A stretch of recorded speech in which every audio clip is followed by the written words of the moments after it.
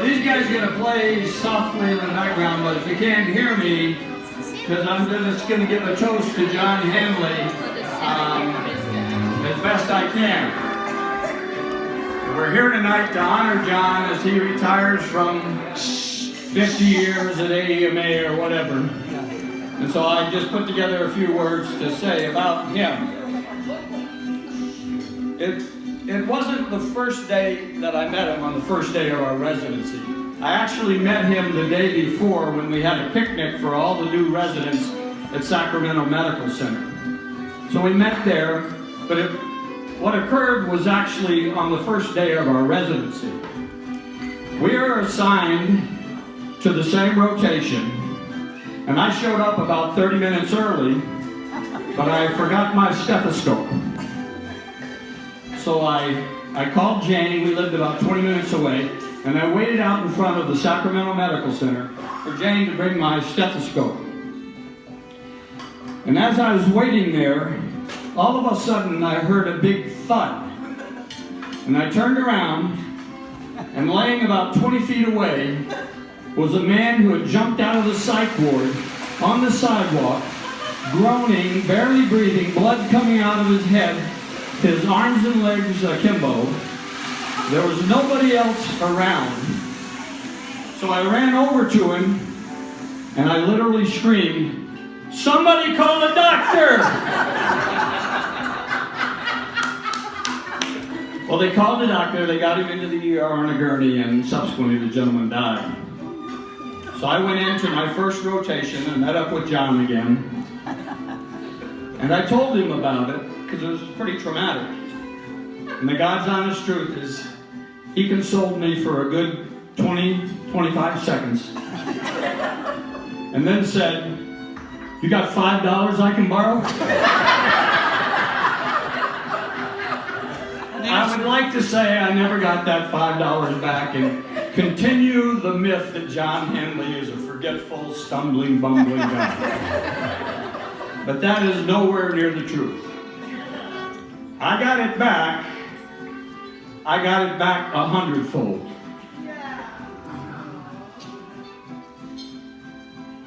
I got it back when on the first day of residency, I made a lifelong friend. I got it back when on that same day, he told me the story of how he broke his glasses and he had to take the national boards wearing his prescription scuba masks.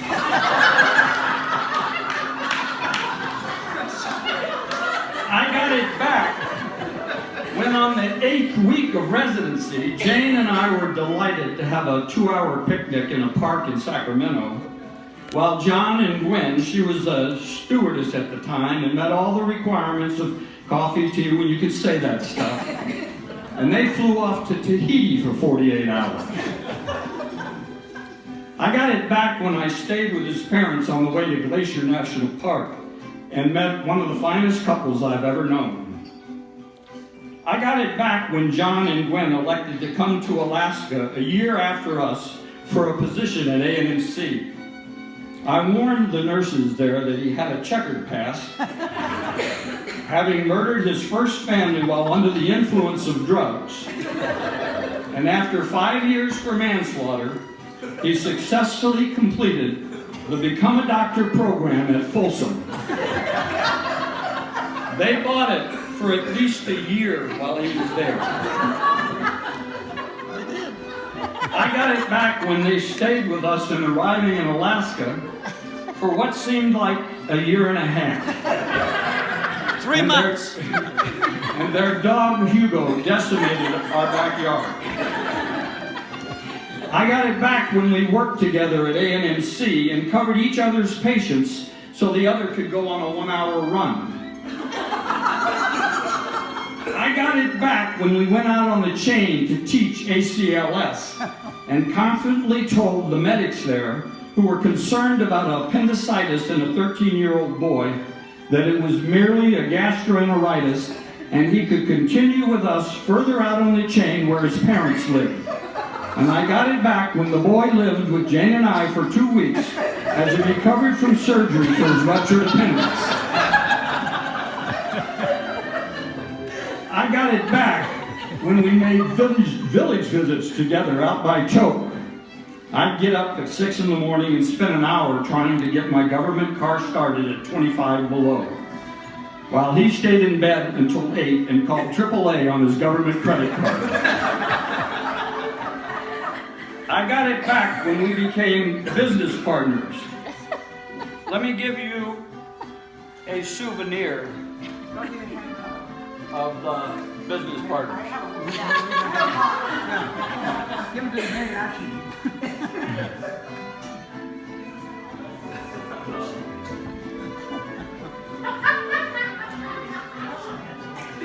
I got it back when John asked me to go collect rent on one of our rentals, and I found 12 Doberman pinschers in a small one-bedroom house. When my brother went to do repairs on our 10-plex and found that the beams still had bark on them. When I went to rent out one of those apartments and found the police there standing around the chalk outline of a body. When Jane and Gwen refused to let us buy an airline that was for sale here at the time. When we sunk many thousands in a surefire oil venture which the National Guard was going to have to secure because of the many barrels coming in. I still have our only dividend check, which was for 87 cents, and we can't figure out who gets the extra penny. I got it back when we went on a medical trip to China as part of the American team and ran in the first Shanghai Marathon. John came in last, and we were both beaten by men wearing deck shoes and flip-flops. When we gave talks on the health aid system in Alaska, while one of the other doctors gave the gaunt Chinese physicians a serious lecture on bariatric surgery. When I convinced the Chinese doctors to do acupuncture on John for a chronic low back issue. When we found a horse head in the trash right outside of the restaurant where we had eaten some slightly strange meat dish. When angry tailors were running around Hong Kong with police drawings of John and I, after we had skipped out on an order for 24 custom-made cotton dress shirts, which Gwen made quite clear she was not going to iron. I got it back when our wives had kids around the same ages, and we could not be more proud of all 7 of them. I got it back when I visited Jane's dad in the ICU after he suffered a significant pulmonary contusion. I had taken to reading him the paper, and it was right after John Glenn had returned from outer space for the second time. Pappy looked at me a little confused and said, "John went to outer space and he took Gwen?" I got it back when we bought a cabin along with the Niswanders on Nancy Lake, which at the time had a bit of a red run. When John took new to fishing, took a medical school classmate up to the lake, snagged a rather soft, bright red, spawned-out, hook-nosed sockeye, and cooked it up for dinner. I got it back when we went on great adventures and a plastic sheep would always turn up at John's tent door. I got it back when on Jane's 50th birthday we took a bike ride in Bryce and Zion, and while our kids scampered across hanging bridges, John and I cowered over a gin and tonic. I got it back when we went hiking in the Dolomites, and John parked his car on the slope without setting the emergency brake. And with the help of every able-bodied person in the albergue, we were able to save him several 100,000 lira.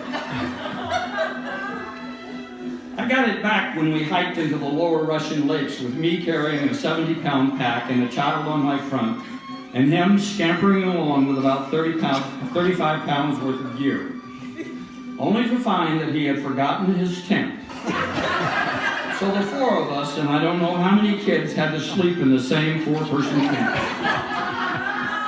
So crowded it forced John to get up early and restart our campfire.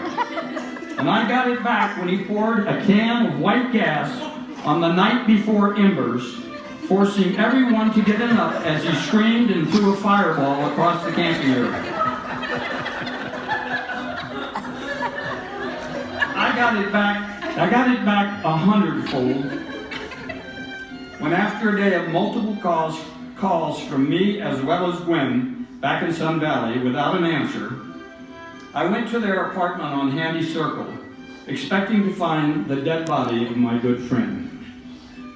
And instead, I found him with his phone turned off, watching Andy of Mayberry. We had a little party that night, and I think I shed a few when I talked about that. I grow old, I shall wear the bottoms of my trousers rolled. Words from T.S. Eliot, reflecting the fact that I do not remember it all, but I know I love this man. Anyone who knows me knows how much I care about family and what I think it means to your time on this globe. My brothers are here tonight, and though two of them frequently introduce me as their father, I could not love them more. John Hanley is truly my brother. Life is memories, and he is part of mine. At this time, I strive for nothing more in life than to be half as good as my children. I suspect John feels the same, and I know that his children agree with me that he is truly lo mejor de lo mejor, the best of the best. I get a lot of credit for the evolution of AEMA, but I think it's important that you all know that John was the nidus for equality among us all. If you paid your dues, which have varied over time, then you are an equal, and physicians should not profit off of other physicians doing the same work. AEMA fairness, which we all recognize is in the eye of the beholder, started with impetus from John Hanley. We have all benefited in varying degrees from that, and it is a legacy that I know both John and I cherish. Tonight, I want to point out three things about John Hanley. There is not, and there will never be, anyone who has contributed more to the financial success of AEMA. Case closed. John is generous to a fault. He lives with millionaires and billionaires in Sun Valley. And trust me, if you go out to dinner there, it will be John Hanley that picks up the check. For 40 years, I have been proud of my practice of emergency medicine. If I had any fairly common ailment, I would have been very happy to see me as the physician. But if I had a zebra, if I was that rare case that never occurs, if many had seen me who were puzzled and perplexed, then the doctor I would want to see was John Hanley. I'm not sure if it was his photographic memory or some sixth sense, but he picked up more impossible diagnoses than any of us. He was uncanny, and in many respects, he remains so.